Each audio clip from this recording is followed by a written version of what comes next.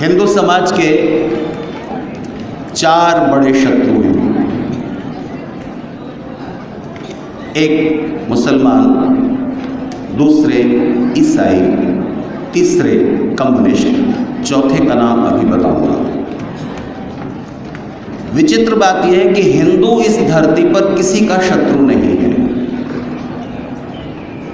और जो बड़े बड़े समुदाय हैं, बड़े बड़े ग्रुप हैं जिनके पास सत्ता है, शक्ति है, संख्या है, वो सब हिंदू के शत्रु हैं। किसी भी इस्लामिक देश में, किसी भी मुस्लिम देश में कोई ईसाई मिशनरी ईसाईयत का प्रचार नहीं कर सकता। बैन है, करने की कोशिश करेगा मार डाला जाएगा। ठीक इसी तरह किसी ईसाई देश में कोई मुस्लिम धर्म प्रचारक इस्लाम का प्रचार नहीं कर सकता, और कोई कम्युनिस्ट किसी ईसाई और मुस्लिम देश में कम्युनिज्म की विचारधारा फैलाने का प्रयास नहीं कर सकता, और ईसाई और मुसलमान किसी कम्युनिस्ट देश में नहीं जा सकते ईसाईयत इस्लाम फैलाने के लिए। इसलिए इन तीनों विचारधाराओं के पुरोधाओं के पास एक ही खेल का मैदान बचा है, और वो है हिंदुस्तान, हिंदू समाज। तीनों का हिंदू सम्मिलित शिकार है। वो शिकारी हैं, आप शिकार हो। और दुर्भाग्य की बात यह है कि जो शिकार है उससे पता नहीं कि उसका शिकार करने के लिए कौन कौन शिकारी किस किस तरह के जाल बिछा रहे हैं, किस किस तरह के षड्यंत्र रच रहे हैं। बेहोश, अपने में मग्न, अपने परिवार, बहुत हुआ तो अपनी जाति तक से, इस समाज के कॉन्सेप्ट से, इसके चिंतन से, इसके विचार से, इसकी चिंताओं से देश, धर्म और संस्कृति बहुत दूर है, बहुत दूर है। ऐसे समाज को जगाना 1 शताब्दी से ज़्यादा तो आर्य समाज को हो गया। ये तीनों बड़ी जनसंख्याओं को अपने हाथ में रखने वाले और बड़ी सत्ता और शक्ति संभाले हुए समुदाय एक दूसरे के देश में नहीं जा सकते। केवल हिंदुस्तान ही बचा है जहां इनके सारे षड्यंत्र चल सकते हैं। एक अमेरिकन स्कॉलर है जिसका नाम है सैमुअल हंटिंगटन। उसकी एक बेस्ट सेलर किताब रही है द क्लैश ऑफ सिविलाइजेशंस, सभ्यताओं का टकराव, सभ्यताओं का संघर्ष। उसमें वो लिखता है कि 2 विश्व युद्ध हो चुके हैं, तीसरा विश्व युद्ध अगर होगा तो कोई मनुष्य नहीं बचेगा, क्योंकि इस समय जो 2 बड़ी सभ्यताएं हैं, इस्लाम और क्रिश्चियनिटी, दोनों के पास एटॉमिक वेपन्स मौजूद हैं, परमाणु अस्त्र हैं। इस्लाम को मानने वाले देशों के पास कम है, ईसाईयत को मानने वालों के पास ज़्यादा हैं, और ईसाईयत के मानने वाले देशों की भरसक कोशिश है कि इस्लामिक देशों के पास वो परमाणु अस्त्र बढ़ने न पाए। ईरान पर जो प्रतिबंध लगाए गए हैं आप जानते हैं, ताज़ा, जिस वजह से आपके पेट्रोल और डीजल भी मुश्किल में आ रहे हैं, उसके पीछे क्या कारण है।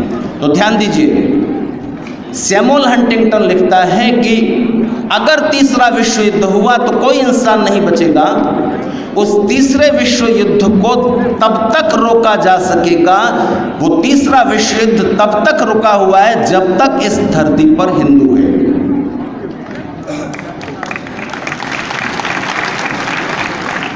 ताली बजाने वाली बात बिल्कुल भी नहीं है, चिंतित होने की है। सैमुअल हंटिंगटन कहता है कि तब तक तीसरा विश्व युद्ध होने से बचा हुआ है जब तक इस धरती पर हिंदू है। क्यों? क्योंकि हिंदू, इस्लाम और क्रिश्चियनिटी, इन दोनों बड़ी सभ्यताओं का सीधा संघर्ष रोके हुए है, क्योंकि अभी दोनों का निशाना हिंदू है। जिस दिन हिंदू मिट जाएगा उस दिन उनका सीधा संघर्ष शुरू होगा। इसलिए सैमुअल हंटिंगटन कहता है कि अगर तीसरे विश्व युद्ध से पूरी मनुष्यता को बचाना है तो भी हिंदू का कैसे भी मरी गिरी दशा में सही जीवित रहना जरूरी है। अब आप चाहें तो ताली बजा सकते हैं, लेकिन बात इतनी आसान भी नहीं है। आज विश्व की जो राजनीतिक सामाजिक परिस्थितियां हैं, उनके बीच हिंदू समाज को खुश होने और ताली बजाने का तो अधिकार ही नहीं बचता सिवाय चिंतित होने के। क्योंकि हिंदू समाज के इन 3 बड़े शत्रुओं के साथ एक और बड़ा शत्रु है जो भारत में पिछले 60-70 सालों में उपजाया गया है, और उसका नाम है सेक्युलरिस्ट। वो व्यक्ति जो धर्मनिरपेक्ष है और हिंदू है, उससे ज़्यादा खतरा है। क्योंकि जो ईसाई है और मुसलमान है, वो ठोक कर कहता है कि इस धरती पर सबसे अच्छा धर्म हमारा है, सबसे अच्छी धार्मिक विचारधारा हमारी है। और इसके साथ खतरे की बात यह है कि हर एक ईसाई का ये विश्वास है कि हम इस धरती को कभी न कभी ईसाईयत में दीक्षित करके रहेंगे, उसका ये संकल्प है। और यही संकल्प मुसलमान का भी है। इसलिए इस धरती पर, और मैं फिर हंटिंगटन को कोट करूंगा कि इस धरती पर तब तक शांति स्थापित नहीं हो सकती, युद्ध और आतंकवाद समाप्त नहीं किए जा सकते, जब तक इन विचारधाराओं के मूल में जो जहर भरा हुआ है उस पर इन्हीं 2 सभ्यताओं के धर्मगुरु फिर से विचार न करें। कौन सा जहर है? ईसाई को क्यों दिलचस्पी है कि हिंदू को ईसाई बना ले, सारे हिंदुओं को ईसाई बना ले? पोप आया, पोप कैथोलिक ईसाइयों का सबसे बड़ा धर्मगुरु, और ये बोल करके गया कि हमने यूरोप को ईसाई बना लिया, अफ्रीका को काफ़ी हद तक बना लिया, ऑस्ट्रेलिया महाद्वीप ईसाई है ही, अब बारी एशिया की है। 21वीं शताब्दी में हम एशिया को ईसाईयत में दीक्षित कर लेंगे। आखिर क्यों, इतनी क्यों इच्छा है आपकी?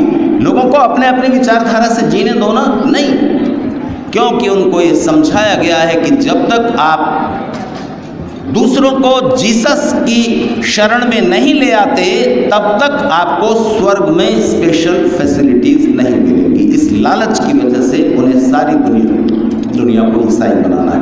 इस्लाम एक कदम आगे बढ़ता है। इस्लाम कहता है कि जब तक तुम दूसरों को अल्लाह के नीचे नहीं लाते, मोहम्मद पर ईमान लाने के लिए मजबूर नहीं करते, तब तक तुम अल्लाह के गुनहगार हो।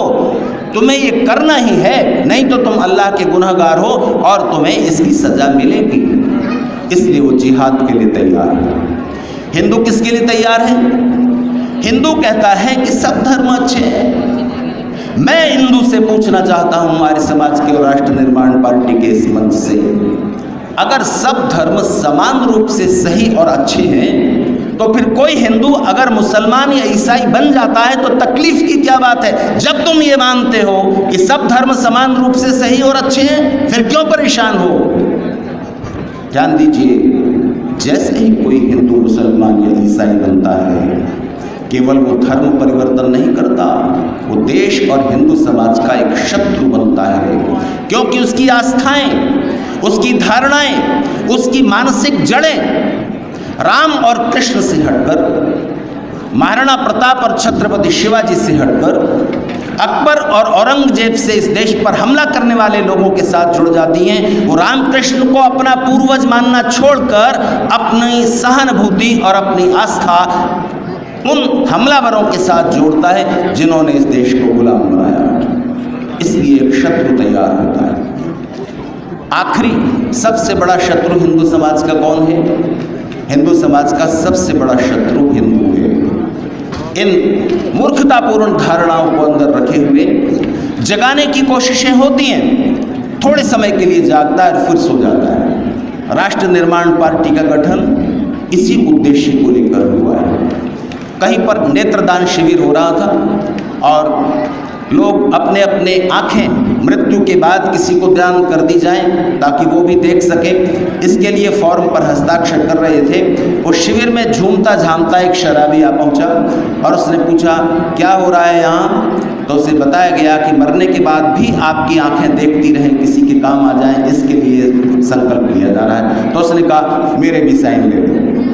तो आयोजकों ने सोचा, शराबी होकर, भयंकर शराबी होकर, इसके मन में भी इच्छा जगी नेत्रदान करने की, तो इससे कुछ प्रेरणा के वाक्य कहलवाए जाएं तो दूसरे लोग भी प्रेरित होंगे। तो आयोजक ने कहा कि आप कुछ कहना चाहेंगे? तो शराबी ने कहा, हाँ मैं कुछ बोलना चाहता हूँ। तो माइक पर आया और उसने कहा कि मित्रों, बस मैं इतना कहना चाहता हूँ कि मेरी ये दो आँखें जिस किसी को भी लगाई जाएं उसे ये बता दिया जाए कि ये आँखें 2 पैग पीने के बाद ही खुलती हैं और थोड़ी देर बाद फिर बंद हो जाती हैं। कितना जगाया जाए? कितने लोग आए और जगा कर चले गए। थोड़ी देर जागता है हिंदू, उसके बाद सो जाता है। समय नहीं है कि मैं विस्तार से चर्चा करूं। एक बात जरूर कहना चाहूँगा। मुझसे किन्हीं सज्जन ने, मुझसे नहीं, वो आपस में बात कर रहे थे और मैंने सुना श्री रविदेव शास्त्री मुझे लेकर के आए। उन्हीं के घर में सुबह चला गया, 5 बजे में ट्रेन से उतरा था। तो बात करते मैंने सुना कि कह रहे थे कि जब भारतीय जनता पार्टी शासन में है ही, वो भी तो राष्ट्रवादी पार्टी है, राष्ट्र की बात वो भी करती है और वो अपना काम कर ही रही है, तो अब इस राष्ट्र निर्माण पार्टी की क्या जरूरत है? 2 कारण हैं। एक बड़ा कारण है और दूसरा उससे भी बड़ा कारण है। वीपी सिंह जब प्रधानमंत्री थे तो कहते थे कि 2 सेकुलरिस्ट पार्टी रहनी चाहिए, एक पक्ष में एक विपक्ष में, ताकि तीसरे भारतीय जनता पार्टी जैसे दल को आने का मौका न मिले। मैं कहना चाहता हूं कि एक बड़ा कारण तो ये है राष्ट्र निर्माण पार्टी के लिए एक प्रेशर ग्रुप रहना चाहिए और एक विकल्प रहना चाहिए।